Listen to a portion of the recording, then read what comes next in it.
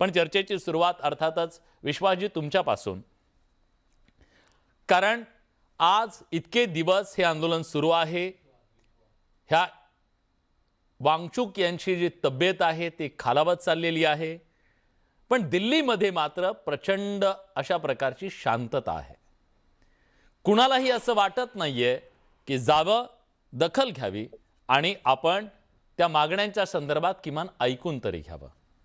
हे असं का होतंय? एवढं जे दुर्लक्ष केलं जातंय त्याच्या मागची भावना काय आहे? का तुम्हाला असं वाटत नाही की त्याची आपण किमान दखल तरी घ्यावी? विलासजी, हे आंदोलन खरं तर त्यांनी का चालू केलं? नीट परीक्षेचा विषय घेऊन ते पुढे गेले. खरं तर नीटची पुनर्परीक्षा झाली, व्यवस्थित ती पार पडली, तो आता मुद्दा संपलेला आहे. त्यांना आंदोलन करायचं होतं, सरकारने त्यांना परमिशन दिल्या, कुठे विरोध केला नाही, आंदोलन सुरू आहे. मात्र त्या आंदोलनात काय दिसतंय? सर्वप्रथम मी काँग्रेसच्या प्रवक्त्यांना हेच विचारेल की राहुल गांधी आज तिथे का नाही पोहोचले?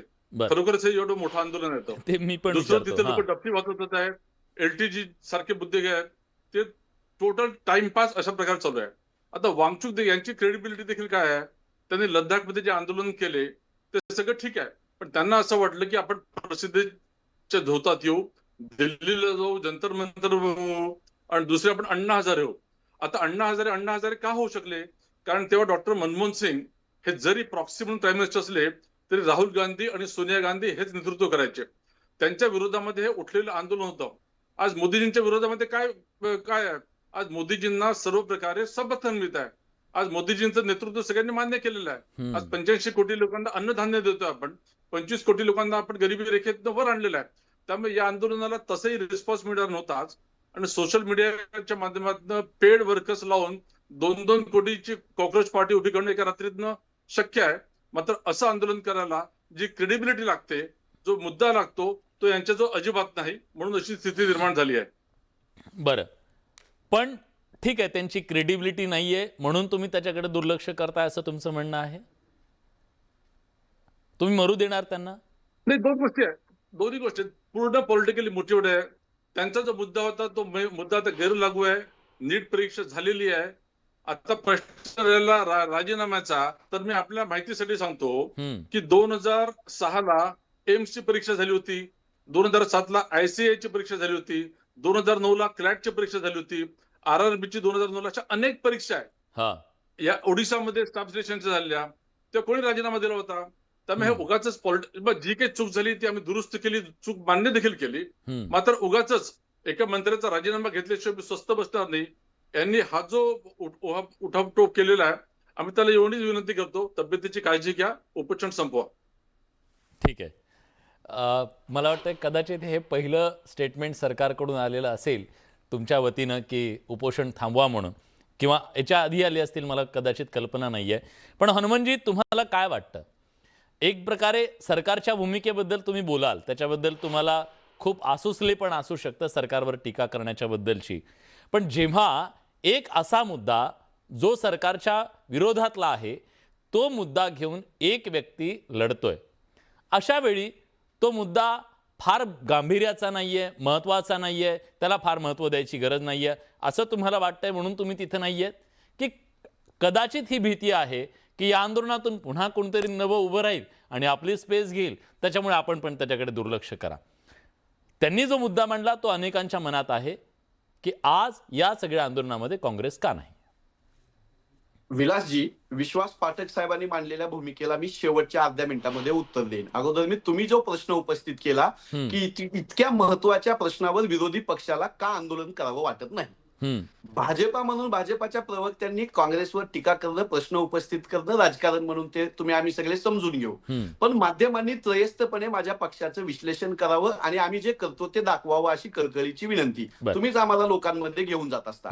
छात्रों की गूंज नावाचा एक उपक्रम जो भारताच्या 79 शहरामध्ये हजारो मुलं रस्त्यावर आणून झाला. तो बेंगलोरमध्ये झाला, अमरावतीमध्ये झाला, पुण्यामध्ये झाला, मुंबईमध्ये झाला, भोपाळमध्ये झाला, हैदराबादमध्ये सुद्धा झाला. आज काकीनाडामध्ये सगळ्यात मोठा इव्हेंट छात्रों की गूंज नावाचा, जो नीट पेपर फुटीच्या अनुषंगाने आम्ही रस्त्यावर येऊन उभा करतोय, तो सुरू आहे. कोटाला राहुलजी गांधी यांनी घेतलेला जो उपक्रम होता त्याच्यामध्ये 20,000 पेक्षा जास्त मुलं ज्यांनी नीटचा पेपर दिला होता किंवा आता देणार होते, त्यांनी राहुल गांधीला स्वतः उपस्थित राहून पाठिंबा दिला आणि आवाज उठवला. महाराष्ट्रामध्ये असो की देशामध्ये असो, नीटचा पेपर फुटे असो, टीईटीचा पेपर फुटे असो, तलाट्याची पेपर फुटे असो, एमपीएससीचा ऑनलाईन करण्याचा घाट घातलेला असो, की शिक्षक भरती बंद केलेली असो, की मराठी शाळा बंद करणं असो, काँग्रेस पक्ष रस्त्यावर आहे.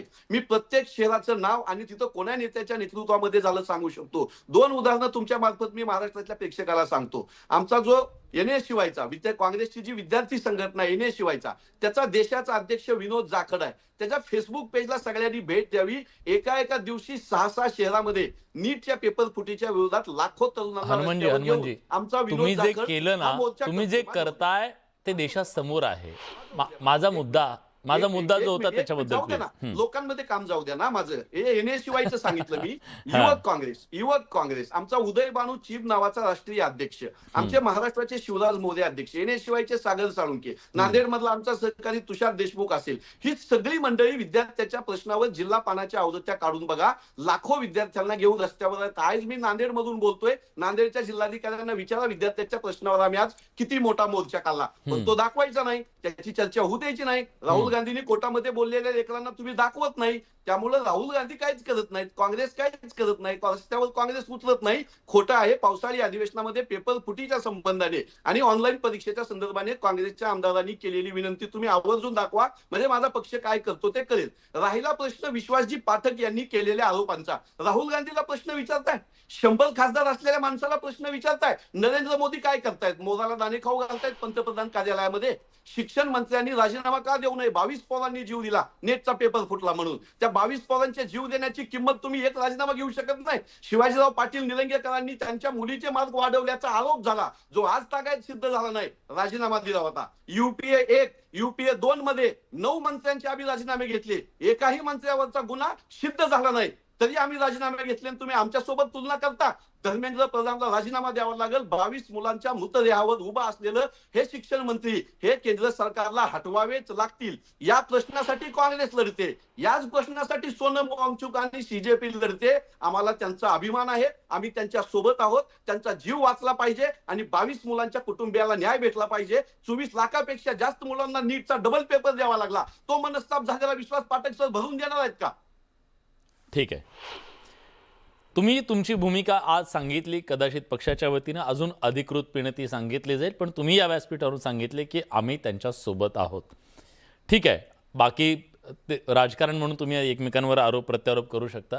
आपल्यासोबत ॲडव्होकेट जयेश वाणी आहेत. सर माफ करा, युवराज सर आणि डॉक्टर, मी तुमच्या आधी सगळ्या राजकीय प्रतिक्रिया घेऊन तुमच्याकडे येणार आहे ह्या सगळ्याचं ॲनालिसिस करण्यासाठी.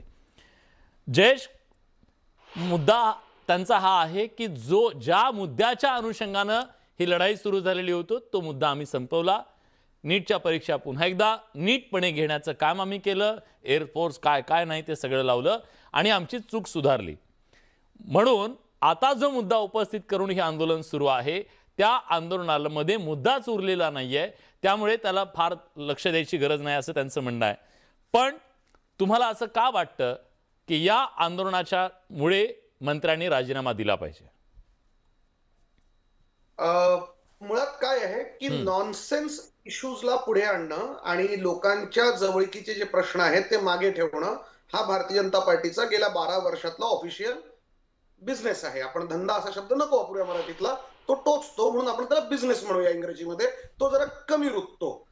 मुद्दा असा आहे की काल कुणाल कामराजे म्हणलेत ना कि सीता के पति का नाम लेकर ये नीता के पति का काम कर रहे हैं. ते का मी तुम्हाला सांगतो. विश्वास पाठक सर असं म्हणाले की आंदोलन का सुरू आहे.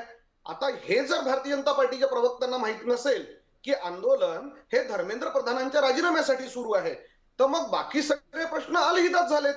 आम्ही परीक्षा व्यवस्थित घेतल्या, नंतर री परीक्षा घेतल्या, पुन्हा री एक्झामिनेशन्स केल्या, म्हणून आम्ही आता एक चांगलं काम केलं म्हणून आमचे जुने पाप विसरून जा असं म्हणण्यासारखं आहे. सुंदर आपलं रामायण जे आहे, रामायणामध्ये एक उत्तरकांड येतं. उत्तरकांडामध्ये एक गोष्ट आहे, ते कुणाल कामरांचा जो रेफरन्स आहे ना सर, की सीता के पती का नाम लेकर नीता के पती का काम करणं काय असतं ते बघा.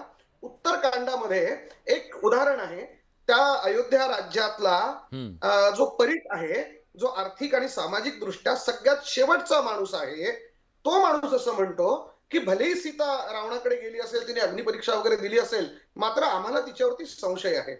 रामराज्य कशाला म्हणतात, तर आपल्या राज्यातल्या सगळ्यात शेवटच्या सामाजिक आर्थिक दुर्बल घटकातला माणूस ज्यावेळेस सर्वोच्च पदावरती बसलेल्या महाराणीच्या चरित्र्यावरती संशय घेतो, तेव्हा प्रभू श्री रामचंद्रांनी हा विचार केला नाही की सीतेने तर अग्निपरीक्षा देऊन झाली होती, सीतेने तर सगळ्या तिच्या ज्या काही परीक्षा होत्या स्वतःला सिद्ध करण्याच्या त्या करून झाल्या होत्या, रामांना तिच्या पावित्र्याविषयी कुठेही शंका नव्हती, तरी देखील या आपल्या राज्यातल्या एका सर्वसामान्य नागरिकाच्या मनात शंका राहू नये म्हणून त्यांनी प्राणाहून प्रिय असणाऱ्या आपल्या पत्नीला सीतेला वनवासात नेऊन सोडलं ना सर. याला म्हणतात रामराज्य.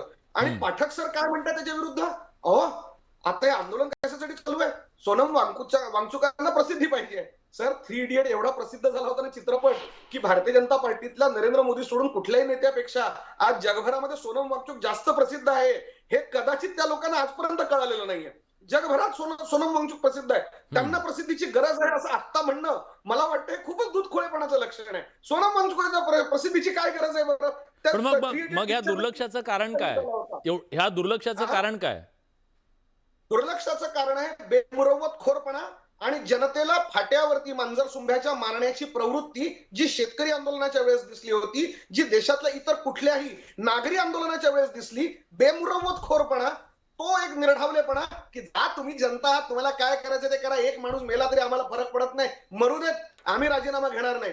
मग मुद्दा पुन्हा असा येतो की सरकार जर रामाचं नाव घेत आहे तर रामाच्या राज्यामध्ये जो आदर्श घालून दिला गेला, एक सोनम वांगचुक बसतायत की 10 सोनम वांगचुक बसतायत, तिथे जमलेली लोकांची गर्दी 100 लोकांची आहे की 1 लाख लोकांची, 1 कोटी लोकांची आहे, याला किंमत नाहीये.